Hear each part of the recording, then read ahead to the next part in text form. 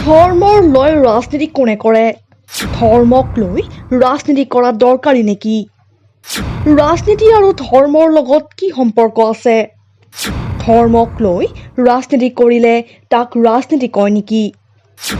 অসমৰ মুখ্যমন্ত্ৰী ডক্টৰ হিমন্ত বিশ্ব শৰ্মা আৰু দিল্লীৰ মুখ্যমন্ত্ৰী অৰবিন্দ কেজৰিৱালৰ মন্তব্য শুনক। देखिए, पूरा ये जो विपक्ष का अलायंस हुआ है, इसका जो असली मकसद है ये भारत का हिंदुत्व को वीक करना और सनातन का खिलाफ काम करना। तो ये पूरा अलायंस का जो मकसद है, ये मकसद ही हमारा सभ्यता और संस्कृति को बर्बाद कर देना। सनातन को लेकर के जुड़ी हुई है, जिस पर ये कहा जा रहा है कि इंडिया दल के जो लोग हैं वो चुप्पी साध रहे, बीजेपी आरोप लगा रही है। इस पर आपका मुझे मैं भी सनातन धर्म से हूँ, ये भी सनातन धर्म से, आप लोग भी, आप में से भी कई लोग सनातन धर्म के होंगे। मुझे लगता है हमें एक दूसरे के धर्म की इज्जत करनी चाहिए। एक दूसरे के धर्म के खिलाफ बोलना अच्छी बात नहीं है, गलत बात है।